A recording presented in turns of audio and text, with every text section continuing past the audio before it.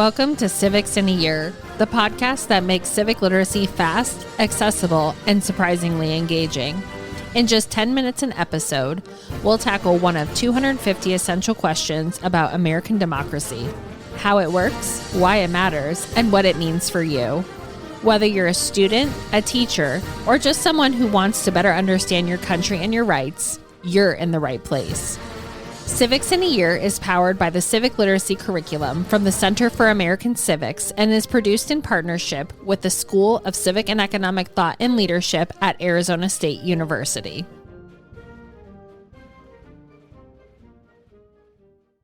All right, welcome back, everyone. This is actually the last question for our first section, and I am really excited to have Professor Josh Dunn with us. I have worked with Dr. Dunn on many occasions. He is now a professor and the executive director at the Institute of American Civics at the University of Tennessee, Knoxville. Dr. Dunn, thank you so much for being here. And our question today looks at the rule of law. So can you tell us, what is the rule of law and why is it important? So I'll start with the second part of that question first, and it's great to be with you again. The answer to the second part of that question is that it's the alternative to tyranny. The American founders saw the rule of law as the antidote to arbitrary power, and arbitrary power was the definition of tyranny. I want to go back in time a little bit, though, and look at what Aristotle said about the rule of law. The most famous thing ever written on the rule of law comes from his Politics, and it's this passage. He said, "He who bids the law rule may be deemed to bid God and reason rule alone. But he who bids man rule adds an element of the beast. For desire is a wild beast, and passion perverts the minds of rulers, even when they are the best of men. Law is reason unaffected by desire." Law is reason unaffected by desire. I think there's a deep truth to that. And when we start to look at the American founders and the people who influenced them, like John Locke, we see some of this conception of the rule of law emerging in their thought, and then also the mechanisms for trying to attain it. Now, you'll notice, of course, this might be a little bit of a problem. It says if you want the law to rule, you're bidding God to rule. And so in the absence of theocracy, you can't have that, and reason to rule alone. And then he says, if you have man rule, you add an element of the beast, So the problem is that we can't really have rule by God if we don't have theocracy. So we're stuck with human beings, men. And so there's this element of the beast. And so the trick is trying to figure out how to get to reason unaffected by desire, that part of us that allows us to transcend our own passions and desires and push us towards the common good, which is ultimately what the rule of law is supposed to lead us towards. So in the Aristotle quote you gave, talking about reason unaffected by desire, can you, for our listeners, kind of go into that a little bit more? Like, what does it mean to be unaffected by desire in terms of governing and things like that? So I think the best way to think about it is that you are put in a position where you are forced to reflect on the common good rather than just your own good. Everyone comes to the political table wanting what they want. They have their own interests. And the language of the Federalist Papers and Federalist 10 were all parts of factions. And so what the founders tried to do was organize the regime in such a way and the institutions in such a way so that people were forced to set aside their own immediate interest and reflect on the public good. And you actually see James Madison say this at the end of Federalist 51. He talks about how in the extended Republic of the United States, along with institutions such as separation of powers, checks and balances, and federalism, is going to be very difficult for one group to unite against all the common interest. And so people would be forced to reflect on justice and the general good. And so that would be reason unaffected by desire. So a properly structured political regime forces you to think beyond your own immediate self-interest. And currently, so if we're, talking to students or anybody that's like, this sounds like, Aristotle is back in the day and James Madison, back in the day, how does rule of law affect us today? Well, so if you look at the founder's understanding of the rule of law, you can at least see three principles that are required to be met in order to achieve it. You have to have constitutionalism, you have to have equality, and you have to have transparency. So you think about constitutionalism. What is constitutionalism? Really, what constitutionalism is establishing the rules of the game ahead of time, so that when government makes decisions, it has to follow these fixed rules. And you can see that with separation of powers, checks and balances, federalism in the Constitution. So constitutionalism, I think, matters for us today. Everyone should understand that and recognize that. Equality just means equality under the law.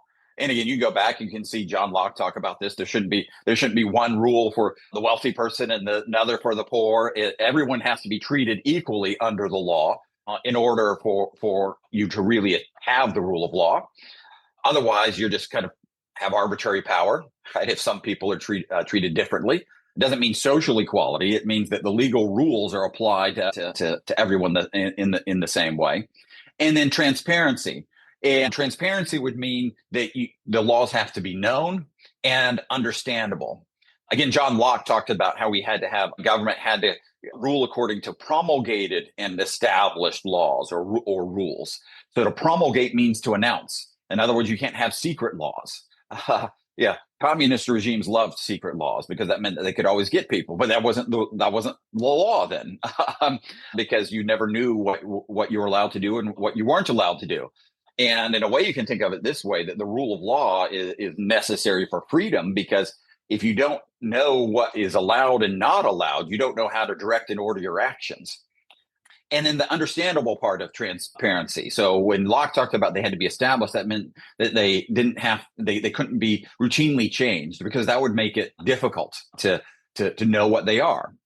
And another element of that would be that they have to be accessible to the people. And this raises perhaps some uncomfortable questions for us today when we have such a voluminous body of law. Is it really possible for the ordinary citizen to know what is allowed and what's not allowed?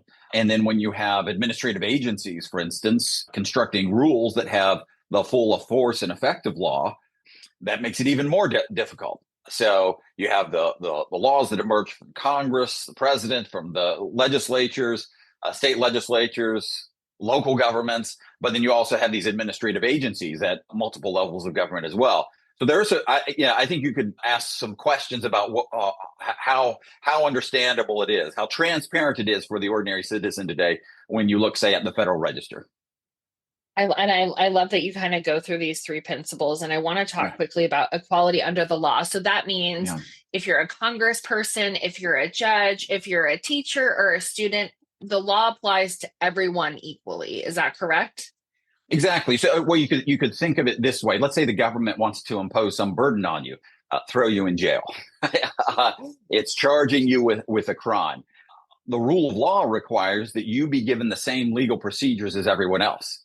That just because you might be an unpopular defendant doesn't mean that they get to waive your right to confront your accuser or have a jury of your peers or a right to counsel. That would be equality of the law in the judicial setting. So when you talk about accessibility, I'm thinking about like the amount of laws there are and like understanding what that is. Is there any founder that kind of gave us a quote or like some insight on that? Yes, in Federalist 62, James Madison said, "It will be of little avail to the people that the laws are made by men of their own choice, if the laws be so voluminous that they cannot be read, or so incoherent that they cannot be understood." So he obviously was deeply concerned about this potential for the laws to, you could say, metastasize and become so large and incoherent that no one could actually understand them. And then is there any kind of in the founding era applications to this? Like, were there any states, any, constitutions like that would give some insight as well? Yeah, so one great place to look would be the Massachusetts Constitution of 1780. So John Adams came back to Massachusetts. He had been serving in France as a diplomat for us. during the Revolutionary War. And he returned for a few months to Massachusetts and then promptly wrote the Constitution of Massachusetts. And the conclusion there of the Constitution that he wrote, if you look at it, it contains many of the same principles that you end up seeing in the federal Constitution, such as separation of powers. But he said the end result of this is supposed to create a government of laws and not of men. The goal of these institutions, this constitutional framework, was to create a government of laws and not of men. So this was deeply embedded in their minds. They thought it was absolutely crucial. And the point of the Constitution, the point of the Massachusetts Constitution, the point of the U.S. Constitution, was try to achieve this result of a government of laws and not of men. Wonderful. Dr. Dunn, thank you so much. You've given us so much to think about in such a short time, and I really appreciate your time and expertise. Thanks for having me, Liz. It's great to see you again. Thanks for joining us on another episode of Civics in a Year. If you enjoyed this episode, be sure to subscribe and share it with someone who cares about a constitutional republic as much as you do. For more episodes, resources, and updates, follow us on social media or visit us at civics.asu.edu. Make sure to check out the show notes for any relevant links. Special thanks to the United States Marine Band for their performance of the Stars and Stripes Forever. Let's keep building a stronger constitutional republic, one episode at a time.